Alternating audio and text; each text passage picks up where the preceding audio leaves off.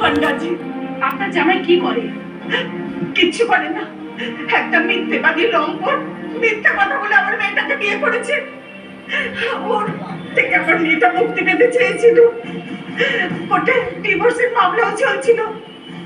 ওই দিন আমার মেয়ে কোর্টে গিয়েছিল, বলে গিয়েছিল বিকালবেলায় আসবে, কিন্তু এখনো অব্দি বাড়ি ফেরেনি স্যার। আচ্ছা, ইরফান 17 তারিখ কোর্টে গিয়েছিল? সেটা তো বলতে পারবো না স্যার। আপনি এক কাজ করুন, আপনি আমাদের সঙ্গে থানায় চলুন, আপনার একটা লিখিত কমপ্লেন নেব। আচ্ছা।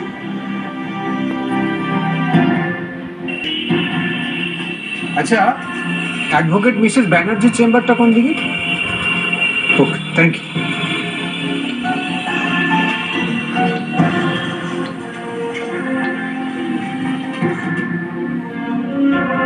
কাছে নিয়ে যাবেন না, আমি অ্যাটেন্ডেন্স করে দিচ্ছি। কাছে নিয়ে যাওয়ার দরকার নেই, আমি বলছি না। ম্যাডাম, আমরা আফরিনের বাড়ি গিয়েছিলাম। 17 তারিখ আফরিন এখানে একা এসেছিল? হ্যাঁ, একাই এসেছিল। আচ্ছা, ওই দিন ওর হাজবেন্ড কি এসেছিল? এসেছিল।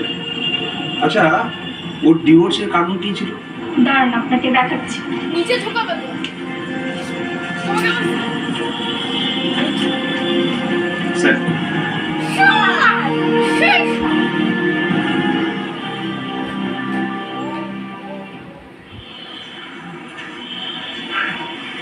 আফরিন, আমি ভাবতে পারছি না, আমি এখনো বিশ্বাস করি না তুমি আমাকে কোর্টে এনে তুললে। আচ্ছা তুমি বলো তো,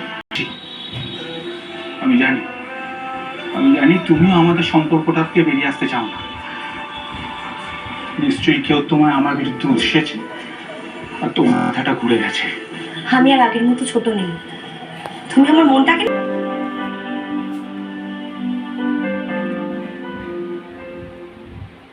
তাহলে একটা ভালো দিন দেখে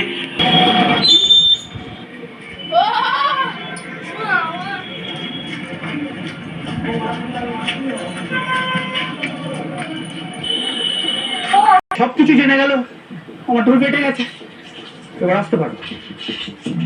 এই আসতে পারো মানেটা কি? আসতে পারো মানেটা কি? তুমি উত্তর দেবে সবার সামনে, তোকে বিয়েটা কেন করেছো? হ্যাঁ, তোমার এত ইচ্ছে? হ্যাঁ, একটা পর একটা মেয়েকে নষ্ট করে যাচ্ছ তুমি। তুই তো দেখছি পাকা একটা মানুষ, যার মধ্যে না এতটুকু মনুষ্যত্ব নেই। সবাই ঘরে চলো, এখানে দাঁড়িয়ে আর কোনো কথা হবে না। যা আলোচনা সব ভেতরে গিয়ে হবে। হাত ধুয়ে আসছি। হ্যাঁ,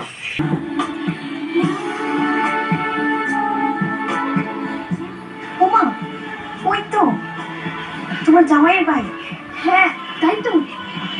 তোমার দেখ কত বড় বাড়ি।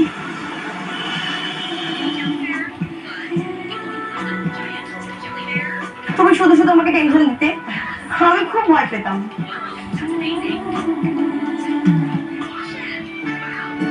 দিদি, জামাইপুর তো বাড়িতেই আছে। সারপ্রাইজ হবে।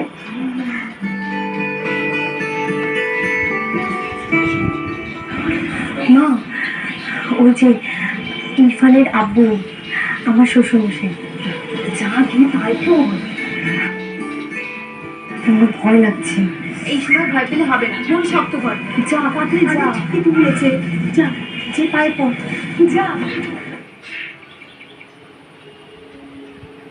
আব্বু, আমি আফরিন। আব্বু, আরে আপনি তো পেনটা নিয়ে যেতেই ভুলে গেছি। ও হ্যাঁ হ্যাঁ হ্যাঁ, পারভিন, আমার ছোট ছেলে ইরফানের বিয়ে, আমার ঘরের লক্ষ্মী। তোমার জন্য খবর বানিয়ে যাবে, তারপর অনেক কিছু।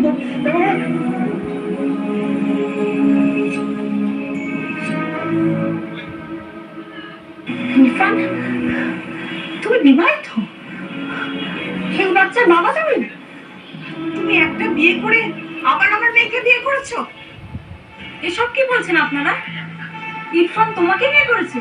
তুমি ইরফানকে জিজ্ঞেস করো, ওই উত্তর দিতে পারবে। তুমি এক বাচ্চার বাবা হয়ে আমাকে লুকিয়ে তুমি আরেকটা মেয়েকে বিয়ে করেছো? কেন করেছো? উত্তর দাও। কি হলো? কেন করেছো? উত্তর দাও, উত্তর দাও আমাকে। তুমি আমার জীবন নিয়ে ছিলিমিলি কেন খেলেছো বলো? চুপ করে দাঁড়িয়ে আছো কেন? ও, এই জন্য তুমি আমাকে এই বাড়িতে নিয়ে আসতে চাওনি কোনোদিন? এই জন্য আমার কাছে রাতের বেলা থাকতে পারতে না, না? আব্বু, আপনি জানেন না, আপনার ছেলে একটা লম্পট, দুশ্চরিত্র, একটা প্রতারক। ও আমার জীবন নিয়ে ছিনিমিনি খেলেছে, আমার স্বপ্ন ভেঙে দিয়েছে। একটা বিয়ে থাকা সত্ত্বেও আরেকটা বিয়ে করেছে।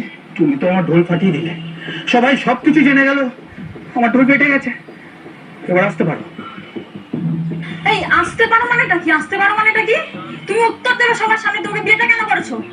হ্যাঁ, তোমার এত ইচ্ছে? হ্যাঁ, একটা পর একটা মেয়েকে নষ্ট করে যাচ্ছ তুমি। তুমি তো দেখছি পাকা একটা মানুষ, যার মধ্যে না এতটুকুও মনুষ্যত্ব নেই। সবাই ঘরে চলো, এখানে দাঁড়িয়ে আর কোনো কথা হবে না। যা আলোচনা সব ভেতরে গিয়ে হবে। ও নিজে হারিয়ে যায়নি, ওকে হারিয়ে দেওয়া হয়েছে। আমার এটা ভেবে খারাপ লাগছে ও আমার এখানে এসেছিল আর ঠিক তারপর থেকেও মিসিং। আমার হাতে মাত্র 3 দিন সময় আছে, কিন্তু এখনো অনেক প্রশ্ন এই কেসকে ঘিরে লুকিয়ে আছে। আফরিন আমায় বলেছিল ইরফান যেন ডিভোর্স না দেয়, ও দুটো সংসার একসঙ্গে চালাতে চেয়েছিল। তুমি না যেছে কবর করতে ইরফান। আমি জানতাম তোমার মধ্যে ফাটিয়ে চুলকানি আছে, কিন্তু সেই চুলকানিটার জন্য পারভিন এনাফ ছিল না। তোমার আফরিনকেও দরকার ছিল, এটা জানতাম না। দিদি, আমি তো ভাবতেই পারিনি এই মানুষটার মধ্যে মন আর মুখোশ দুটো আলাদা। মিথ্যে কথায় যে কোনো মেয়েকে ফাঁসিয়ে দিতে পারে। আমি তো জানতামই না হে যে বিবাহিত। পৃথিবীতে এমন অনেক মানুষ আছে না, যারা বিষাক্ত স্বাদের ছোবলের থেকে অনেক বেশি ভয়ঙ্কর, জানো? বাড়িতে তোমার বাচ্চা রয়েছে যে সারাদিন আব্বু আব্বু করে ধুলো কাটে, তোমার তার কথা একবার মনে পড়লো না? আহা, কি মুশকিল! আমি তো তোমাদের দুজনকে বারবার বলছি, আমি তোমাদের দুজনকে সমান ভালোবাসি। তোমার ভালোবাসা আমি বিছানা অবধি, যে বিছানায় আমাকে দেওয়ার হচ্ছিল না। শোনো, আমি না তোমার সঙ্গে থাকতে পারবো না, বুঝেছো? আমি ছেলেকে নিয়ে কালকেই বাড়ি চলে যাবো বাপের বাড়িতে। আমারও ঘৃণা হচ্ছে। এই শয়তানটা আমাদের দুটো মেয়ের সাথে একসাথে বিছানায় রাত কাটায়। আহা, কি মুশকিল! আরে আমি পারি, তাই দুজন সুন্দরী নিয়ে একসাথে বিছানায় থাকি। সবার দ্বারা তো সবকিছু হয় না। শোনো, চিন্তা করো না, আমার না নিজের ওপর সম্পূর্ণ বিশ্বাস আছে। তোমাদের দুজনকেই আমি জমিয়ে ভালোবাসবো। আর শোনো, তোমরা আমার সাথে থাকো, আমি কথা দিচ্ছি তোমাদের সাথে জমিয়ে সংসার করবো। গন্ডারের চামড়া না তোমার থেকে অনেক বেশি না।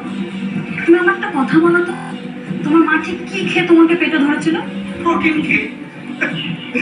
শোনো শোনো, তোমরা দুজনে না আর বকাবকি করো না। একটু ভালোবাসতে শেখো। হ্যাঁ,